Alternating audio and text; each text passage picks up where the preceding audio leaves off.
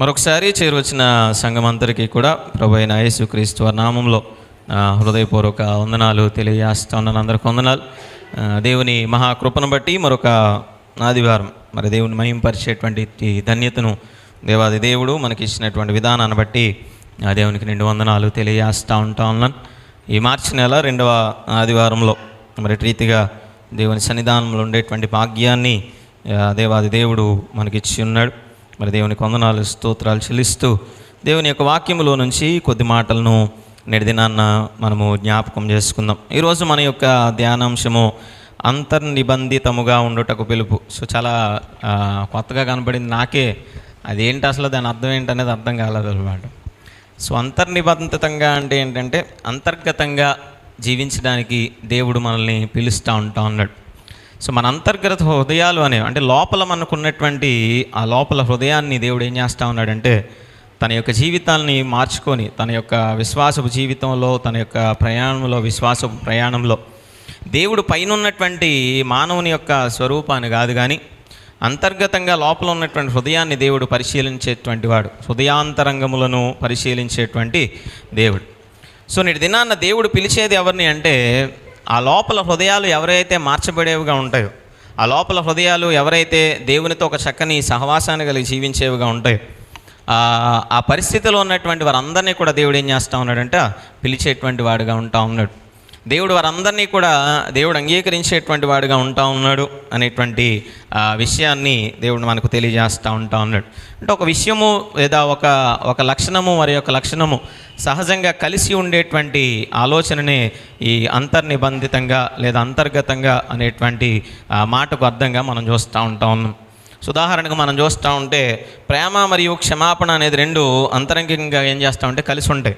ఎక్కడైతే ప్రేమ ఉంటుందో అక్కడ క్షమాపణ అనేది తప్పనిసరిగా ఉంటుంది. ప్రేమ లేని చోట క్షమాపణ అనేది ఉండనే ఉండదు. ప్రేమ ఉంటేనే భర్త మీద కావచ్చు, భార్య మీద కావచ్చు, మన బంధువుల మీద కావచ్చు. మనకు ప్రేమ ఉంటేనే ఎదుటివాడిని క్షమించగలుగుతాం, మనకి ప్రేమ ఉంటేనే ఎదుటివాడిని చేర్చుకోగలుగుతాం. ఆ ప్రేమ అనేది లేకపోతే కనుక హృదయంలోంచి క్షమాపణ అనేది నోట్లోంచి మాత్రమే, పెదవుల్లోంచి మాత్రం ఓకే నేను క్షమించాను అనేటువంటి మాట వస్తుందేమో కానీ హృదయంలో కనుక ప్రేమ లేకపోతే నిజంగా ఆ క్షమాపణ అనేది ఉండదు. సో ప్రేమ క్షమాపణ రెండూ కూడా అంతర్గతంగా కలిసి ఉండేటువంటి ఒకదాని మీద ఒకటి ఆధారపడి ఉండేటువంటి లక్షణాలు ఆ రెండూ కూడా. రెండవది విశ్వాసము అలాగే విధేయత అనేది మనం చూస్తూ ఉంటాం. దేవుని మీద ఏ వ్యక్తికి అయితే నిజమైనటువంటి విశ్వాసం ఉంటుందో ఆ నిజ విశ్వాసం అనేది దేవుని మీద ప్రతి ఒక్క ఆ వ్యక్తికి విధేయతను నేర్పించేదిగా ఉంటుంది. సో ఎవరైతే విధేయత కలిగిన వాడుగా ఉంటాడో ఆ వ్యక్తి మాత్రమే దేవుని మీద నిజమైనటువంటి విశ్వాసాన్ని కలిగి ఉండగలుగుతాడు. విశ్వాసం ఉన్న చోట విధేయత ఉంటుంది, విధేయత ఉన్న చోట విశ్వాసం అనేది ఉంటుంది. అబ్రహాము విశ్వాసముతో తన స్వదేశాన్ని విడిచాడు, విధేయతతో కుమారుడిని బలిర్పించడానికి బయలుదేరాడు. విశ్వాసము ఉంది, విధేయత మనకి కనబడుతూ ఉన్నది. సో దావీదు జీవితంలో నిన్నటి దినాన్ని మనం జ్ఞాపకం చేసుకున్నాం. దావీదు ప్రేమ కలిగినటువంటి వ్యక్తి, అలాగే క్షమాపణ కలిగినటువంటి వ్యక్తి. సో దావీదు సౌలును ప్రేమించాడు కాబట్టే తన చేతికి చిక్కినప్పటికీ కూడా ఏం చేయగలిగాడంటే క్షమించగలిగాడు. అయ్యా నేను క్షమిస్తా ఉన్నా నేను, ఎందుకంటే నేను ముట్టుకోవడానికి నాకు ఎటువంటి అర్హత లేదు. సో రెండూ కూడా చాలా ప్రాముఖ్యమైనవి. అలాగే ప్రార్థన మరియు దేవునితో సంబంధం అనేది ఆ రెండూ కూడా చాలా ప్రాముఖ్యమైనవి.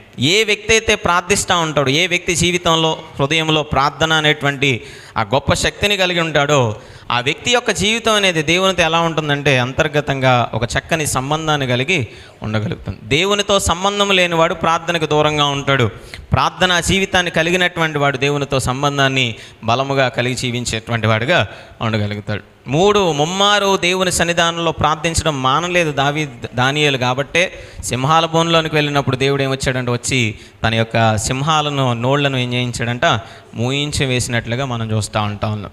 ఒకవేళ దేవునితో సరైన సంబంధాన్ని కలిగి లేకుండా ఉండుంటే, ఆ ప్రార్థనా జీవితం కనుక దానియేలు యొక్క జీవితంలో లేకుండా ఉండుంటే ఆ విపత్కరమైనటువంటి పరిస్థితుల్లో తప్పనిసరిగా ఏమయ్యేవాడంటే నాశనం అయిపోయాడు, ప్రాణాలను కోల్పోయేటువంటి వాడు.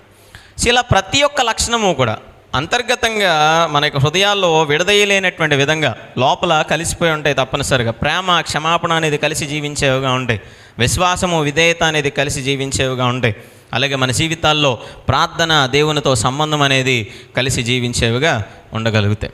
సో నేటి దినాన్ని అలాంటి స్థితిలో ఉన్నటువంటి వారిని ఎవరినైనప్పటికీ కూడా దేవుడు పిలిచేటువంటి వాడుగా, వారిని అంగీకరించేటువంటి వాడుగా ఉంటా ఉన్నాడు అనేటువంటి విషయాన్ని దేవుని యొక్క వాక్యం ద్వారా దేవుడు తెలియజేస్తూ ఉంటా ఉన్నాడు.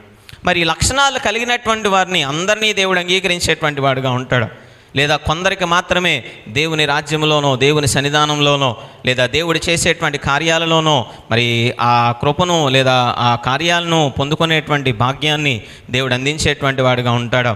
ఏదైనా వ్యత్యాసాలు, ఏదైనా భేదాభిప్రాయాలు దేవుడు చూపిస్తూ ఉన్నాడా అనేటువంటి విషయాలను నేటి దినాన్న మనం చదువుకున్నటువంటి ఈ 3 పాఠ్యభాగాల్లో నుంచి కొద్ది మాటలు మనము జ్ఞాపకం చేసుకుందాం. ఈరోజు చదువుకున్నటువంటి మొదటి పాఠ్యభాగంలో యెషయా గ్రంథము 56వ అధ్యాయము మొదటి నుంచి 8 వచనాల్లో కనుక మనం చదువుతూ ఉంటా ఉన్నప్పుడు 7వ వచనంలో ఒక మాట చదువుతూ ఉన్నాం, నా మందిరము సమస్త జనులకు.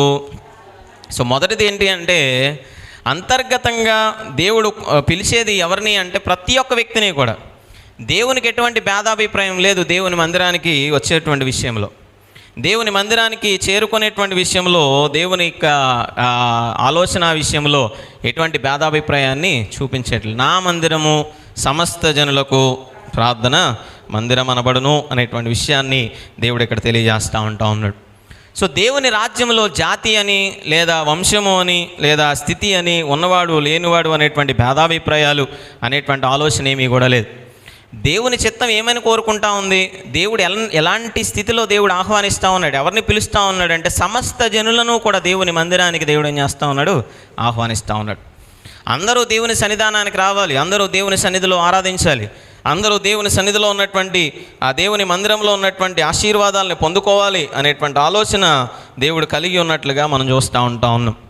సో దేవుని చిత్తాన్ని అంగీకరించి ప్రతి ఒక్కరిని కూడా ఆయన దగ్గరికి ఆహ్వానించేటువంటి వారుగా మనము ఉండాలి. సో దేవుని మందిరానికి వెళ్ళేటువంటి విషయంలో ఎటువంటి భేదాభిప్రాయాలు, ఎటువంటి అడ్డంకులు, ఎటువంటి ఆలోచనలు ఉన్నప్పటికీ కూడా ఇది దేవుని మందిరము, అందరికీ కూడా ఉన్నటువంటి మందిరం, అందరినీ ఆహ్వానించేటువంటి స్థలము, అందరినీ కూడా చేర్చుకునేటువంటి స్థలము అనేటువంటి ఆలోచనతో ప్రతి ఒక్కరూ దేవుని మందిరానికి వెళ్ళడానికి ఉన్నటువంటి ఆటంకాలను, అడ్డంకులను తొలగించుకొని ముందుకు నడిచేటువంటి వారుగా ఉండాలి తప్పనిసరిగా. సో నేటి దినాన దేవుని మందిరమునకు అందరినీ దేవుడు ఆహ్వానిస్తూ ఉన్నప్పటికీ కూడా దేవుని యొక్క ఇంటిలో అందరికీ స్థలం ఉంది అని దేవుడు తెలియజేస్తూ ఉంటాం. దేవుని మందిరం అంటే దేవుడు నివసించేటువంటి స్థలం, మన నివసించేటువంటిది మనకి ఇల్లు. మరి దేవుడు నివసించేటువంటి దేవుని మందిరం కూడా దేవుని యొక్క ఇల్లు. సో దేవుని ఇంటిలోనికి ప్రతి ఒక్కరిని కూడా దేవుడు ఆహ్వానిస్తూ ఉంటా ఉన్నాడు. దేవుని యొక్క ఇంటిలోనికి ప్రతి ఒక్కరిని కూడా దేవుడు చేర్చుకోవాలని ఆశపడతా ఉన్నాడు. సరే, మనము ఎంతమందిని చేర్చివేసేటువంటి వారుగా, చేర్చుకునేటువంటి వారుగా మనం ఉండగలుగుతూ ఉన్నాం? దేవుని మందిరంలోనికి ఆహ్వానించేటువంటి వారుగా మనలో ఎంతమంది ఉండగలుగుతూ ఉన్నాం? అసలు మనము దేవుని మందిరానికి ఎటువంటి ఆటంకాలు, అడ్డంకులు వచ్చినప్పటికీ కూడా దేవుని మందిరంలో ఆ ఆశీర్వాదాన్ని పొందుకోవడానికి, ఆ దీవెనలు పొందుకోవడానికి దేవుని మందిరానికి వెళ్ళేటువంటి వారుగా మన జీవితాల్లో, మన కుటుంబాల్లో ఎంతమంది మనం ఉండగలుగుతాం? సో దేవుని దగ్గరకు నువ్వు వెళ్తేనే దేవుని యొక్క ఆశీర్వాదాన్ని ఈ యొక్క జీవితాల్లో, నా యొక్క జీవితాల్లో దేవుడు ఇచ్చేటువంటి వాడుగా ఉండగలుగుతాడు అనేటువంటి విషయాన్ని తెలియజేస్తూ ఉన్నాడు. ఎందుకు వెళ్ళాలి దేవుని మందిరానికి, ఎందుకని దేవుడు కోరుతా ఉన్నాడు దేవుని మందిరంలోనికి అందరినీ చేర్చుకోవాలని, ఎందుకని దేవుడు ఆశపడతా ఉన్నాడు అనేటువంటి విషయాలు మనం జ్ఞాపకం చేసుకుంటా ఉన్నప్పుడు ఆ 56వ అధ్యాయంలో ఆ మొదటి వచనంలో ఉంటుంది కదా, నీతిని అనుసరించి, న్యాయ విధిని అనుసరించుడి, నీతిని అనుసరించి నడుచుకొనుడి, నేను నియమించిన విశ్రాంతి దినమును అపవిత్రపరచకుండా దానిని అనుసరించుచు ఏ కీడు చేయకుండా తన చేతిని బిగబట్టువాడు ధన్యుడు, ఆ ప్రకారము చేసి దాని రూఢిగా గైకొను నరుడు ధన్యుడు. యెహోవాను హత్తుకొను అన్యుడు నిశ్చయముగా యెహోవా తన జనుల నుండి నన్ను వెలివేయనని అనుకోవద్దు అనేటువంటి మాటలు తెలియజేస్తూ ఉన్నాడు.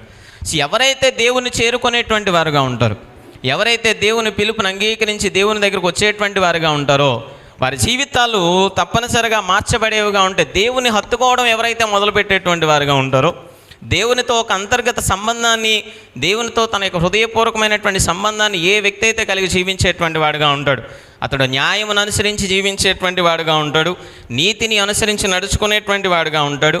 దేవుడు నియమించినటువంటి ప్రతి ఒక్క విశ్రాంతి దినమును, దేవుడు నియమించినటువంటి ప్రతి ఒక్క దినమును జాగ్రత్తగా ఆచరించేటువంటి వాడుగా ఉండగలుగుతాడు. అందుచేతనే దేవుని మందిరమునకు వెళ్ళేటువంటి విషయంలో, దేవుని సన్నిధానంలో ఆనందాన్ని పొందుకునేటువంటి విషయంలో ఎన్నడూ కూడా మనం దూరమయ్యేటువంటి వారుగా ఉండకూడదు. నా ప్రార్థనా మందిరములో వారిని ఏం చేస్తానంటా ఉన్నాడు, ఆనందింపజేసేదను అని తెలియజేస్తా ఉంటా ఉన్నాడు. ఈరోజు దేవునితో కలిసి ఆనందించేటువంటి ఆ గొప్ప ధన్యతను పొందుకోవడానికి, దేవునితో కలిసి ఆ నూతనమైన సంతోషాన్ని పొందుకోవడానికి, దేవునితో కలిసి దేవుని యొక్క ఆశీర్వాదానికి పాత్రులుగా కావడానికి దేవుడు ఏం చేస్తూ ఉన్నాడండి? ఎటువంటి భేదము లేకుండా, ఎటువంటి తేడాలు, ఎటువంటి తారతమ్యాలు లేకుండా దేవుడు తన ఇంటిలోనికి అందరినీ కూడా ఆహ్వానించేటువంటి వాడిగా ఉంటా ఉన్నాడు. ఈరోజు సంఘముగా మన యొక్క జీవితాల్లో కూడా, సంఘముగా మనల్ని, మన యొక్క కుటుంబాలు అందరినీ ఆహ్వానించేటువంటి వారుగా తప్పనిసరిగా ఉండాలి. ఎవరైనా కొత్త వారు వస్తూ ఉన్నప్పుడు చాలా చోట్ల మనం చూస్తూ ఉంటే, ఎవరైనా కొత్త వాళ్ళు వస్తే చక్కగా పలకరించి ఏ ఊరు, ఏంటి, ఎక్కడి నుంచి వచ్చారు, లేదా ఏంటి పరిస్థితి, మీ యొక్క పరిస్థితి ఏంటి, మీ కుటుంబ పరిస్థితి ఏంటి అని అడిగేటువంటి సందర్భాలు కొన్ని అయితే, కొన్ని చోట్ల ఎవరైనా కొత్త వాళ్ళు చేయలేంటి మన చర్చకు వచ్చారు అన్నట్టు చూస్తూ ఉంటారు. సో దేవాలయం మనది కాదు, దేవుడు నివసించేటువంటి స్థలం. మనం ఎంత కష్టపడి కట్టామో, ఎంత కష్టపడి ఈ యొక్క స్థలాన్ని, ఈ యొక్క మందిరాన్ని కట్టుకున్నామో మనందరికీ తెలుసు. సొలొమోను ఒక పెద్ద మందిరాన్ని కట్టాడు. కొన్ని కోట్ల విలువల రూపాయలతో ఒక మందిరాన్ని కట్టాడు. బంగారం తప్ప ఏమీ లేదు మందిరంలో. అంత గొప్ప మందిరాన్ని కట్టాడు సొలొమోను. అంత పెద్ద మందిరం కట్టిన తర్వాత సొలొమోను లోపల చేస్తున్నటువంటి ప్రార్థన ఏంటంటే, అదే నువ్వు నివసించడానికి ఒక స్థలాన్ని మేము నిర్మించాం, ఇందులో నువ్వు నివసించాలి, ఇక్కడ మేము చేసేటువంటి ప్రార్థనలు వినాలి, మేము చేసేటువంటి విజ్ఞాపన వినాలి, నువ్వు విని మా పాపముల నుండి నువ్వు మమ్మల్ని ఏం చేయాలి? క్షమించాలి, మా జీవితాలను క్షమించాలంటా ఉన్నాడు. సో మనం ఎంత పెద్ద మందిరాన్ని కట్టుకున్నప్పటికీ అందులో నివసించడానికి ఎవరి కొరకు కడతా ఉన్నాం అంటే, దేవుడు నివసించడానికి మనం కడతా ఉన్నాం. ఆ దేవుడు నివసించేటువంటి స్థలానికి ఎవరు వచ్చినప్పటికీ కూడా మనం ప్రేమతో వారిని ఆహ్వానించుకునేటువంటి వారుగా ఉండాలి, ప్రేమతో వారిని చేర్చుకునేటువంటి వారుగా ఉండాలి. నేటి దినాన్న పెద్ద పెద్ద సంఘాలు ఉంటా ఉన్నాయి, పెద్ద పెద్ద డిజిటల్ సంఘాలు వస్తూ ఉంటా ఉన్నాయి. ఒక్క వారం కనుక అక్కడికి వెళ్ళి ఒక చిన్న ఫామ్ ఫిలప్ చేస్తే, ఒక చిన్న కాగితం మొక్కిస్తాడు మీకు, నీ పేరు, మన పేరు, మన ఫోన్ నెంబరు, మన ప్రార్థన అవసరత రాయించుకుంటారు. సో ఫోన్ నెంబరు, పేరు చాలు. ఒక 2 వారాలు చూస్తాడు. 3వ వారం నుంచి ఏమ్మా ఎందుకు రావట్లేదు, ఎందుకని మీరు ఏమన్నా వచ్చారు కదా, ఎందుకని మళ్ళీ రావట్లేదు అని ఏం చేస్తూ ఉంటారు? ప్రతి వారం ఫోన్ చేస్తూ ఉంటారు తప్పనిసరిగా. ఎందుకని? దేవుని మందిరంలోకి ఆహ్వానించేటువంటి పరిస్థితులు. సో నేటి దినాన్న మన యొక్క జీవితాల్లో కూడా దేవుడు ఈ మందిరాన్ని సమస్త జనులకు ప్రార్థనా మందిరంగా, సమస్త జనులు దేవునికి ప్రార్థించేటువంటి స్థలముగా ఈ స్థలాన్ని దేవుడు ఏర్పాటు చేసినప్పుడు, ఒక వ్యక్తి బలహీనతలో వచ్చినా, ఒక వ్యక్తి అనారోగ్యంలో వచ్చినా, ఒక వ్యక్తి ఇబ్బందికరమైనటువంటి పరిస్థితుల్లో వచ్చినా, ఒక వ్యక్తి వేదనతో నిండినటువంటి పరిస్థితుల్లో వచ్చినా, ఆ వ్యక్తి జీవితంలో ఉన్నటువంటి ఆ పరిస్థితులు మార్చబడటానికి దేవుని సన్నిధానంలో ప్రార్థించేటువంటి స్థలము, దేవుని సన్నిధానము ఒక గొప్ప ఆశీర్వాదాన్ని ఇచ్చేటువంటి స్థలము అని మనం గ్రహించి మనం కూడా ఏం చేస్తూ ఉండాలి? అందరినీ ఆహ్వానించేటువంటి వారుగా ఉండాలి అనేటువంటి విషయాన్ని దేవుడు తెలియజేస్తూ ఉన్నాడు. దేవుని చిత్తము అది, అందరూ దేవుని మందిరానికి రావాలి అనేది దేవుని యొక్క చిత్తమై ఉంటా ఉన్నది. సంఘం అంతా కూడా అందరినీ స్వీకరించేటువంటి స్థితిలో ఉండాలి అనేది దేవుని యొక్క చిత్తమై ఉంటా ఉన్నది. సో నేటి దినాన్న మన యొక్క జీవితాల్లో మనం ఆ రీతిగా అంగీకరించేటువంటి స్థితిలో మనం ఉండగలుగుతూ ఉన్నాం. అందరినీ దేవుడు అందరినీ ఆహ్వానిస్తూ ఉంటా ఉన్నప్పుడు మనం ఒకవేళ ఏదైనా అడ్డంకులు సృష్టించుకుంటా ఉన్నామేమో, మనం ఒకవేళ భేదాభిప్రాయాలు చూసుకుంటా ఉన్నాము. నేటి దినాన్న సంఘాల మధ్య అనేకమైనటువంటి డినామినేషనల్ భేదాలు, అనేకమైనటువంటి విభేదాలు, కులము అనేటువంటి విభేదాలు, డినామినేషన్ అనేటువంటి విభేదాలు, రకరకాల విభేదాలు ఈ లోకంలో మనం చూస్తూ ఉన్నాం. కానీ దేవుని దృష్టిలో ఎటువంటి విభేదం అనేది లేనేలేదు. దేవుని దృష్టిలో అందరూ సమానమే, దేవుని దృష్టిలో అందరూ ఒకటే. అందరినీ కూడా దేవుడు ఏం చేస్తూ ఉన్నాడు?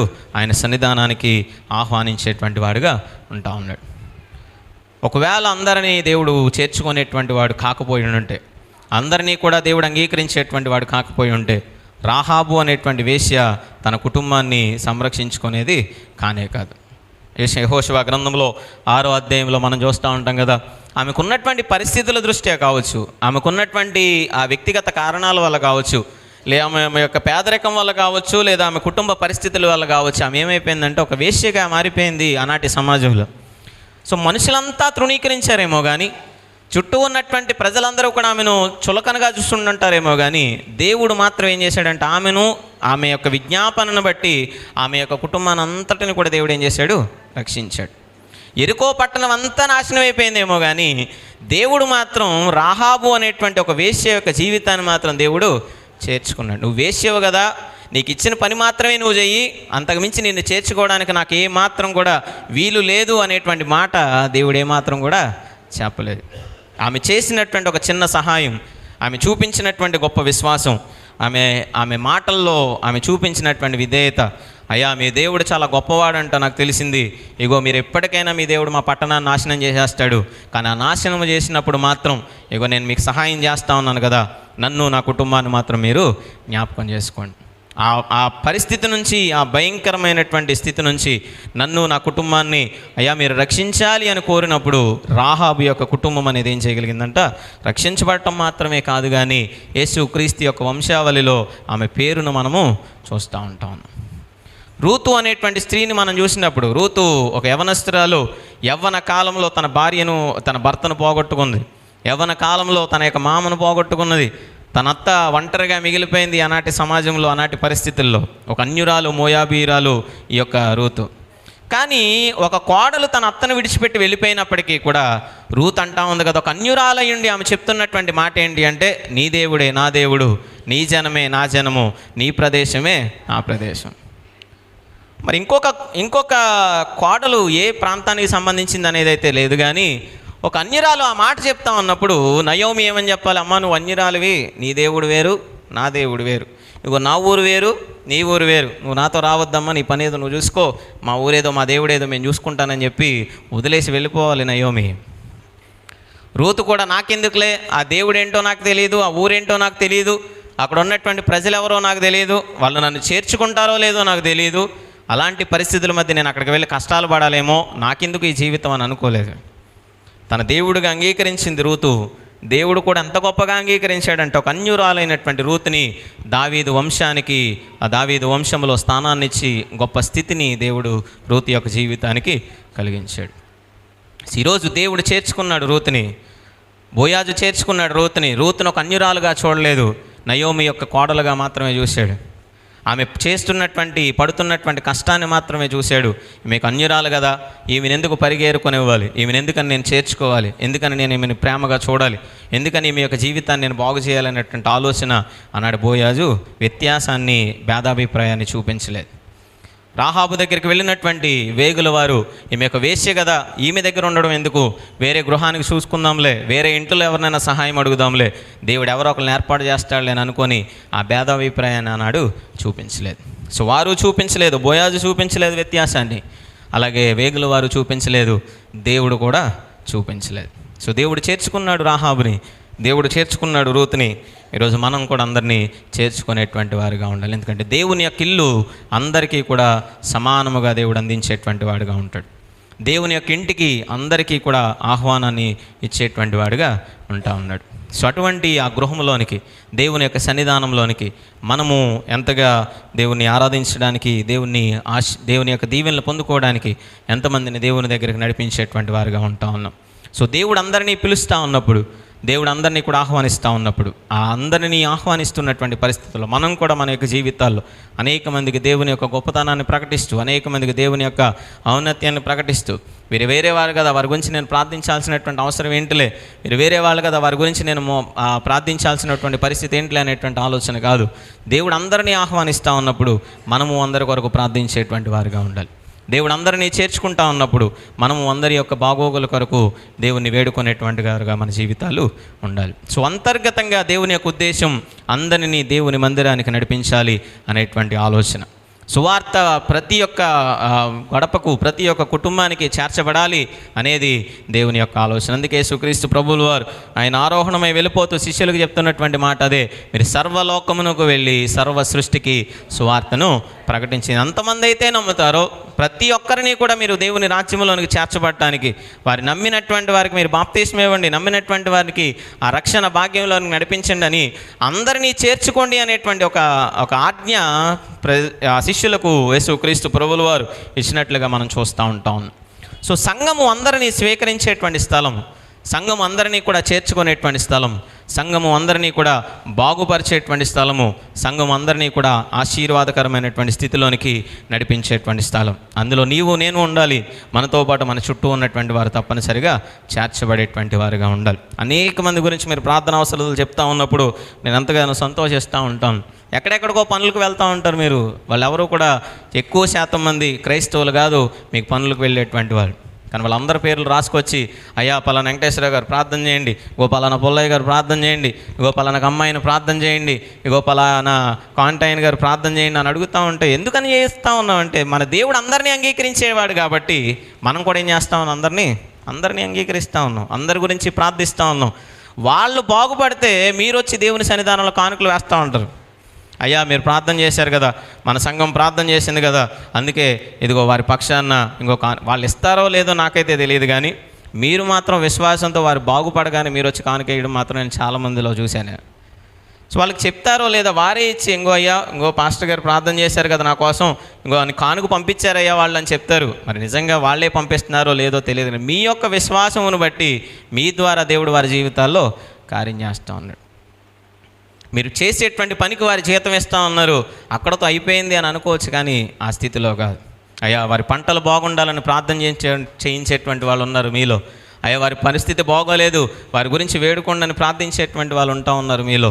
ప్రతి సంఘము, ఎదుటి సంఘం ఏ సంఘస్థుడైనప్పటికీ కూడా వారి బాధలో ఉంటే వారిని ప్రార్థిస్తూ ఉన్నాం. అదే దేవుడు మన నుంచి కోరుకునేది. దేవుని మందిరంలో భేదాభిప్రాయాలు లేవు, దేవుని మందిరంలో డినామినేషన్లు అనేవి లేవు, దేవుని మందిరంలో జాతులు మతాలు అనేటువంటి భేదాలు ఏమాత్రం కూడా లేనేలేదు. దేవుడు అందరినీ ఆహ్వానిస్తూ ఉన్నాడు. మనము కూడా అందరి నిమిత్తం ప్రార్థించేటువంటి వారిగా ఉండాలి, అందరి నిమిత్తము దేవుని వేడుకునేటువంటి వారిగా ఉండాలి తప్పనిసరిగా. సో ఆ రీతిగా అందరినీ చేర్చుకున్నారు కాబట్టి ఒక రూతు విషయంలోనైనా లేదా ఆ యొక్క రహాబు విషయంలోనైనా దేవుడు గొప్ప కార్యాన్ని చేసినట్లుగా మనం చూడగలుగుతా ఉన్నాం. సిరియా సైన్యాధ్యక్షుడిని మనం జ్ఞాపకం చేసుకుంటా ఉన్నప్పుడు రాజుల గ్రంథంలో మనం చూస్తూ ఉంటా ఉన్నాం. ఏమొచ్చిందంటే ఆ వ్యక్తికి కుష్ఠరోగం వస్తుంది.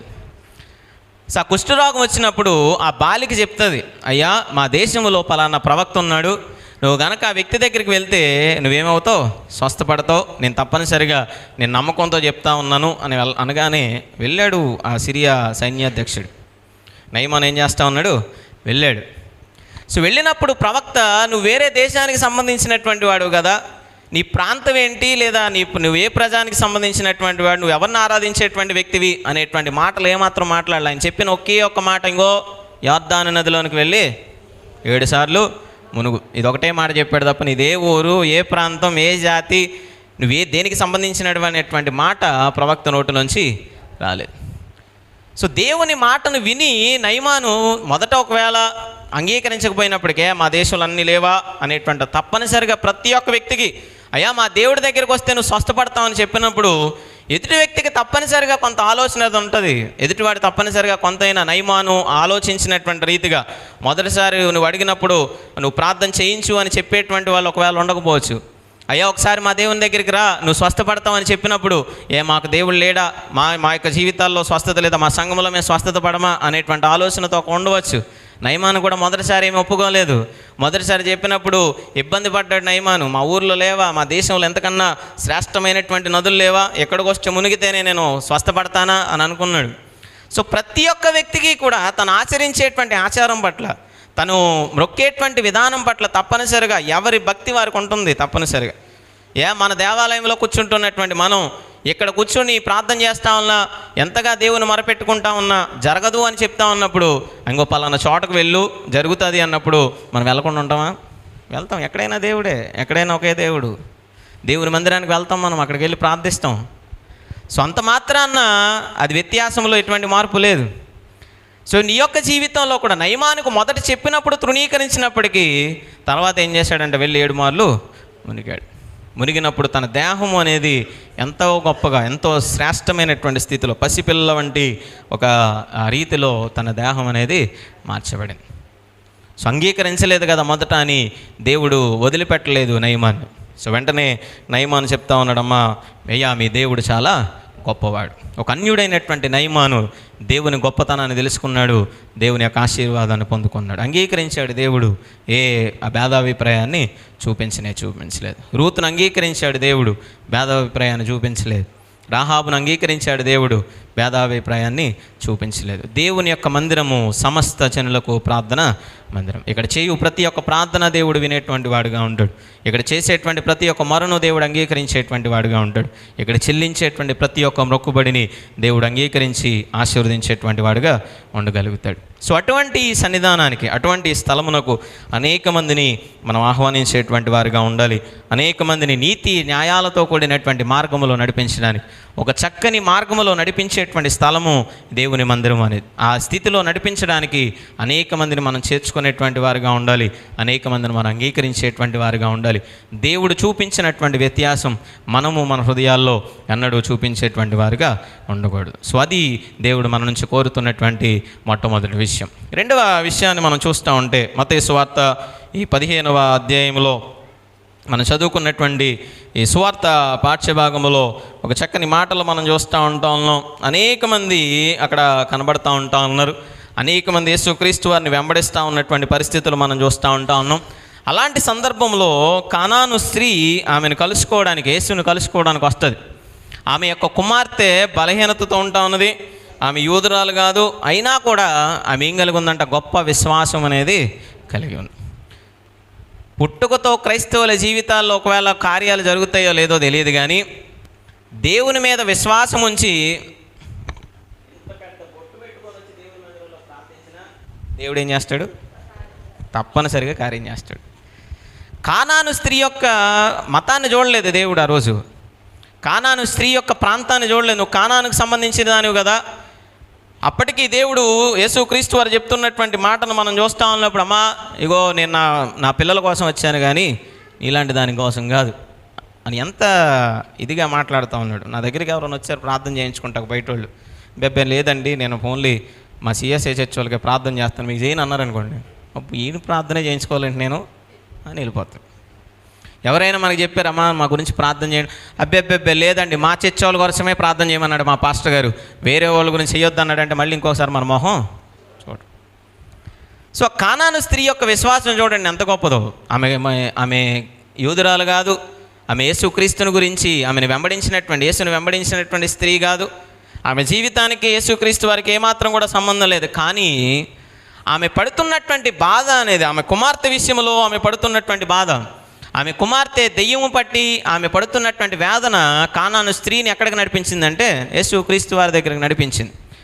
యేసుక్రీస్తు ఆమెను స్వస్థపరిచి ఆమె చెప్పినటువంటి మాట ఏంటి? నీ విశ్వాసము చాలా గొప్పది. దేవుడు చూసేది మనిషి యొక్క స్వభావాన్ని కాదు, దేవుడు చూసేది పైన ఉన్నటువంటి స్వరూపాన్ని కాదు. ఇందాక చెప్పాను, విశ్వాసమును మాత్రమే. విశ్వాసం ఎక్కడైతే ఉంటుందో విధేయత అక్కడ ఉంటుంది.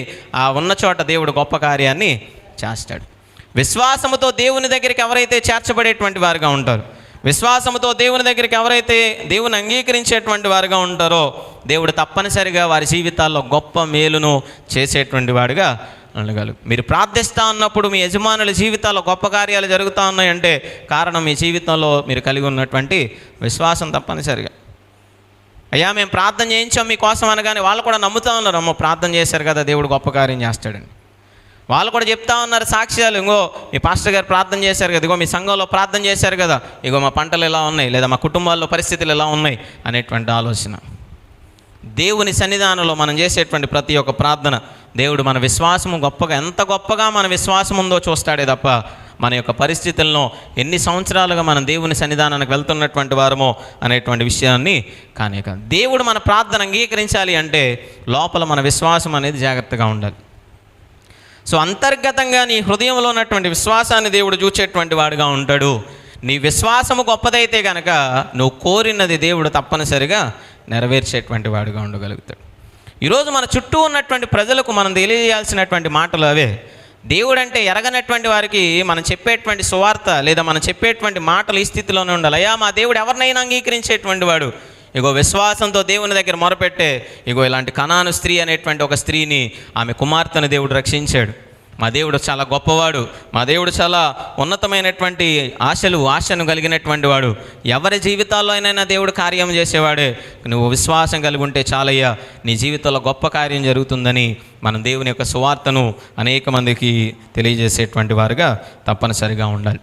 ఎప్పుడైతే ఆ స్త్రీ ఆ శిష్యులు పంపించేయాలని చూస్తూ ఉన్నప్పటికీ చుట్టూ ఉన్నటువంటి శిష్యులు ఆమెను గద్దిస్తూ ఉంటా ఉన్నారు, ఆమెని తీసివేయాలి పంపివేయాలని ఆశిస్తూ ఉంటా ఉన్నారు. ఎందుకంటే శిష్యులందరూ కూడా యూదా సాంప్రదాయానికి సంబంధించినటువంటి వారు. ఆమె యొక్క కానాను స్త్రీ వచ్చి యేసుక్రీస్తు వారిని వేడుకుంటూ ఉంటే ఆమె మీద కోప్పడుతూ ఉన్నారు అక్కడ ఉన్నటువంటి శిష్యులు. వెళ్ళిపోమని గద్దిస్తూ ఉన్నారు. కానీ ఆమె మాత్రం నిరుత్సాహపడకుండా ఏం చూపించిందంట? విశ్వాసాన్ని చూపించింది. ఆమె విశ్వాసము దేవుని యొక్క కార్యాన్ని ఆమె జీవితంలో చేసినట్లుగా మనం చూస్తూ ఉంటాం. సో దేవుని కార్యాలు చూడటానికి మతముతో సంబంధం లేదు. దేవుని కార్యాలు చూడటానికి ప్రాంతముతో సంబంధం లేదు. దేవుని కార్యాలు మన జీవితాల్లో చూడటానికి జాతితో సంబంధం లేదు. కావలసింది ఏంటి అంటే కేవలం విశ్వాసం మాత్రమే.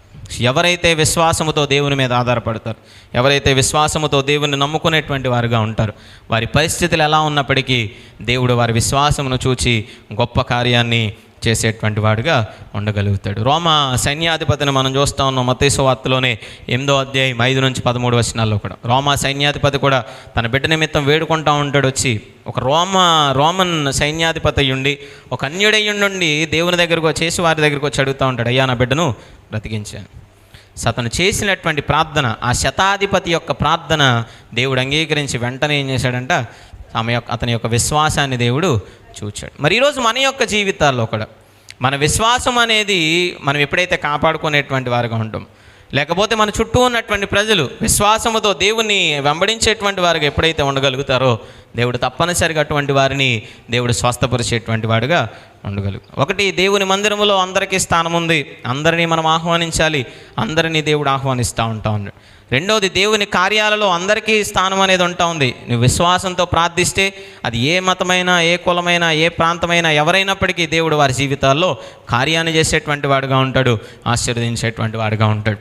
మూడవది, ప్రాముఖ్యమైనది, దేవుని రాజ్యములోనికి ప్రవేశించేటువంటి వారు ఎవరు అంటే ఈ లోకములో ఎవరైనప్పటికీ కూడా దేవుని రాజ్యములోనికి ప్రవేశించడానికి అర్హులు అనేటువంటి విషయాన్ని మనం చూస్తూ ఉంటాం. ఈరోజు చదువుకున్నటువంటి ప్రకటన గ్రంథంలో 7వ అధ్యాయంలో, ఆ ప్రకటన గ్రంథం 7వ అధ్యాయంలో 9వ వచనంలో ఉంటుంది కదా, అటు తర్వాత నేను చూడగా ఇదిగో ప్రతి జనములో నుండి, ప్రతి వంశములో నుండి, ప్రజలలో నుండి, ఆయా భాషలు మాట్లాడు వారిలో నుండి వచ్చి ఎవడనో లెక్కింపజాలని ఒక గొప్ప సమూహము కనబడెను. వారి తెల్లని వస్త్రములు ధరించుకున్న వారై ఖర్జూరపు మట్టలు చేతపట్టుకొని సింహాసనము ఎదుట నిలవబడి ఏం చేస్తూ ఉన్నారంటే దేవునికి స్తోత్రాలు చేస్తూ ఉన్నారు. ప్రతి వంశములో నుండి దేవుని రాజ్యానికి చేర్చబడినటువంటి వారు ఉంటా ఉన్నారు. ప్రతి జనములో నుండి ఉన్నారు, ప్రతి భాషలోనూ ఉన్నారు, ప్రతి ఒక్క సంఘములో నుండి ఉంటా ఉన్నారు, ప్రతి ఒక్క గ్రామంలోనూ ఉంటా ఉన్నారు. దేవునికి ఎటువంటి వ్యత్యాసం అనేది ఏమాత్రం కూడా లేనేలేదు. నేటి దినాన చాలా సంఘాలు చెప్పుకుంటూ ఉంటే మేము మాత్రమే పరలోక రాజ్యం వెళ్తాం, మిగతా వాళ్ళందరూ నరకానికి వెళ్ళిపోతారని. దేవుని రాజ్యంలో ప్రవేశానికి జాతి కాదు ముఖ్యం, దేవుని రాజ్యంలో ప్రవేశానికి డినామినేషన్ కాదు ముఖ్యం, దేవుని రాజ్యంలో ప్రవేశానికి మన యొక్క ప్రాంతమో మన యొక్క కుటుంబమో ఏమాత్రమో కూడా కానే కాదు. సమస్త జనులు దేవుని రాజ్యంలో ఉంటారు. జాతి భేదం లేదు దేవుని రాజ్యంలో, వర్గ భేదం అనేది, భాషా భేదం అనేది లేదు దేవుని యొక్క రాజ్యంలో. ప్రతి ఒక్క వ్యక్తి కూడా దేవుని రాజ్యంలో ఉండేటువంటి వారుగా ఉన్నారు. ఎవరుంటారు అనేది మనం కింద వచనాల్లో 14వ వచనంలో చూస్తూ ఉన్నప్పుడు, ఎవరైతే మహాశ్రమల నుండి వచ్చి గొర్రెపిల్ల రక్తములో తమ వస్త్రములను ఉదుక్కుంటారో, తెలుపు చేసుకుంటారో, అలాంటి వారిని దేవుడు ఏం చేస్తాడంటే తన రాజ్యంలోనికి చేర్చుకునేటువంటి వాడిగా ఉంటాడు. ఇక్కడ ఉన్నటువంటి మనందరము కూడా మన యొక్క పాపములను, మన యొక్క దోషములను మనము సరిచేసుకొని, మనల్ని మనము పరిశుభ్రపరుచుకొని ఒక నూతన స్థితిని మనం కలిగి ఉంటే మనం తప్పనిసరిగా వెళ్తాం దేవుని రాజ్యానికి. దేవుడేమో అక్కడేమీ బోర్డు పెట్టలేదు, పలానా సంఘం వారికి ఇక్కడ ఆహ్వానం ఉంది, పలానా సంఘం పేరు పెట్టుకుంటేనే ఇక్కడ ఆహ్వానం ఉంది, పలానా ఇది ఉంటేనే నీవు దేవుని రాజ్యంలోనికి ప్రవేశిస్తామని ఏమాత్రం కూడా లేదు. అందరూ ఆహ్వానితులు. పెళ్లిగాటు వేసిన తర్వాత కింద ఏదన్నా ఈ పెళ్లిగాట్లు అందరికీ ఏం లే కానీ మీటింగ్స్ కార్డు వేసినప్పుడు మీటింగ్స్ గురించి ఏదైనా చెప్పినప్పుడు కింద ఒక పెడతాం, అందరూ ఆహ్వానితులే. ఏదైనా ఫంక్షన్లు జరుగుతూ ఉన్నాయి, ఏదైనా కార్యక్రమాలు జరుగుతూ ఉన్నప్పుడు కింద పెడతారు, అందరూ ఆహ్వాని. దేవుని రాజ్యంలోనికి కూడా అందరూ ఆహ్వానితులే. అర్హతలు కలిగినటువంటి ప్రతి ఒక్కరూ కూడా ఆహ్వానితులు. నీలో విశ్వాసం ఉండి, నీలో విధేయత ఉండి, నీలో ప్రార్థనా జీవితం అనేది ఉండి, నీ పాపపు జీవితాన్ని, మన పాపపు జీవితాన్ని, మన పాత జీవితాన్ని మనం కడిగి వేసుకొని, మనల్ని మనం శుద్ధీకరించుకొని, మనల్ని మనం పవిత్రపరుచుకున్న ప్రతి ఒక్క వ్యక్తిని కూడా దేవుడు తన రాజ్యంలోనికి చేర్చుకునేటువంటి వాడుగా ఉంటాడు. దేవుడు చూసేది తన అంతరంగ స్వభావాన్ని మాత్రమే. దేవుడు పరిశీలన చేసేది అందరినీ కూడా తన అంతరంగంలో ఉన్నటువంటి ప్రతి ఒక్క వ్యక్తిని కూడా తన అంతరంగాన్ని దేవుడు పరిశీలించేటువంటి వాడుగా ఉండగలుగుతాడు. సో దేవుని రాజ్యంలో భేదాభిప్రాయం లేదు, దేవుడు చేసేటువంటి కార్యాల్లో భేదాభిప్రాయం లేదు, దేవుని యొక్క మందిరంలో భేదాభిప్రాయం లేదు. సో అందరూ సమానమే అనేటువంటి ఆలోచనను దేవుడు మనకు తెలియజేస్తూ ఉన్నాడు. అందరినీ కూడా పిలుస్తూ ఉన్నాడు దేవుడు.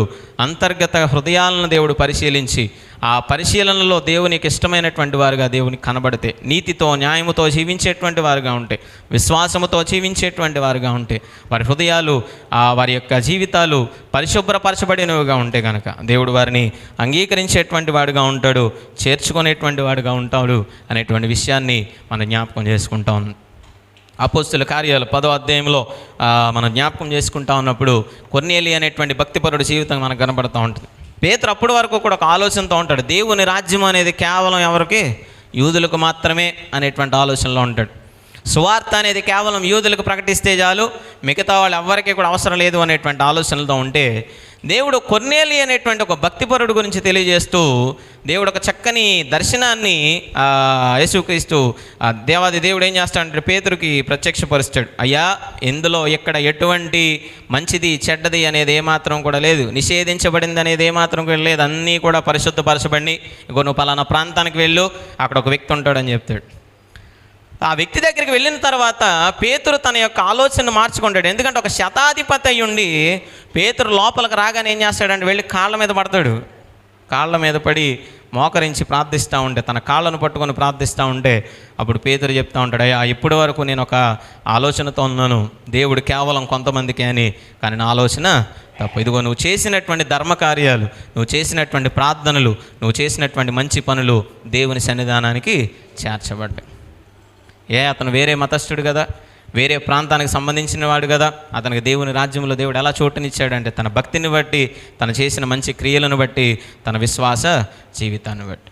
సో దేవుని రాజ్యంలోనికి మనం ప్రవేశించాలి అంటే మనల్ని మనం సరి చేసుకుంటూ, మనల్ని మనం సరిదిద్దుకుంటూ, మన పాత జీవితాన్ని మనం ఎప్పుడైతే పూర్తిగా తుడిచివేసుకునేటువంటి వారుగా మనం ఉంటాం, దేవుడు వారందరికీ కూడా మరి పిలుపునిచ్చేటువంటి వాడుగా ఉంటాం. యూదుడని, గ్రీసు దేశస్థుడని, స్త్రీ అని, పురుషుడని ఏమాత్రము కూడా భేదము లేదు. దేవుడు అందరినీ పిలుస్తూ ఉన్నాడు, అందరినీ తన రాజ్యంలోనికి ఆహ్వానిస్తూ ఉన్నాడు. మరి క్రైస్తవ సంఘంగా, దేవుని యొక్క కుమారులుగా, కుమార్తెలుగా ఈరోజు మన యొక్క బాధ్యత కూడా అదే. అనేక మందిని దేవుని మందిరానికి మనం నడిపించేటువంటి వారుగా ఉండాలి. అనేక మందికి విశ్వాసం యొక్క గొప్పతనాన్ని తెలియజేసి, అనేక మంది జీవితాల్లో దేవుని యొక్క కార్యాలను రుచి చూచేటువంటి స్థితిని మనం కలిగించేటువంటి వారుగా ఉండాలి. దేవుని రాజ్యంలోనికి అందరూ ఆహ్వానితులే, అందుచేత ఎవరిని వేరే వ్యత్యాసాలతో, వేరే రీతిలో ఎన్నడూ కూడా మనం చూసేటువంటి వారుగా ఉండకూడదు. నేటి దినాన లోకంలో మనం చూస్తూ ఉన్నప్పుడు ఒకరితో ఒకరు సరైనటువంటి సహవాసం లేనటువంటి వారుగా, ఒక మతాన్ని మరొక మతం కించపరిచేటువంటి మాటలతో, మేము గొప్ప అంటే మేము గొప్ప అనేటువంటి మాటలతో వ్యత్యాసాలు చూపిస్తూ, బాధపడుతూ, ఎదుటివారి యొక్క హృదయాలను బాధపెడుతూ దేవుడి నుంచి దూరం చేస్తున్నటువంటి సందర్భాలు ఈ లోకంలో అనేక మందిని చూస్తూ ఉన్నాం. సో దేవుడు అటు రీతిగా కాదు మనల్ని ఉండాలని ఆశపడేది. దేవుడు అందరినీ ఆహ్వానిస్తూ ఉన్నాడు. మన బాధ్యత దేవుని యొక్క వాక్యాన్ని తెలియజేయడం, మన బాధ్యత వారి గురించి ప్రార్థించడం, మన బాధ్యత వారిలో విశ్వాసం యొక్క గొప్పతనాన్ని తెలియజేయడం. దేవుడు ఎవరిని అంగీకరిస్తాడో, ఎవరిని తన రాజ్యంలో చేర్చుకుంటాడో అది హృదయాంతరంగములను పరిశీలించేటువంటి దేవునికి మాత్రమే తెలుసు. అందరినీ ఆహ్వానించేటువంటి వారుగా, అందరినీ చేర్చుకునేటువంటి వారుగా మనము, మన కుటుంబాలు, మన యొక్క సంఘము నిరంతరం కూడా ఉండాలి. ఇలాంటి ప్రార్థనా జీవితాన్ని, అనేక మంది గురించి ప్రార్థించేటువంటి ఆ గొప్ప స్థితిని మన జీవితాల్లో మనం కలిగి ఉండాలని మనస్ఫూర్తిగా ప్రార్థిస్తూ ఈ కొద్ది మాటలు ముగిస్తూ ఉన్నాను. దేవుడి కొద్ది మాటలు మన వెనుకల్లో ఆశీర్వదించును గాక. ఆమేన్. ప్రార్థన చేసుకుంటాం.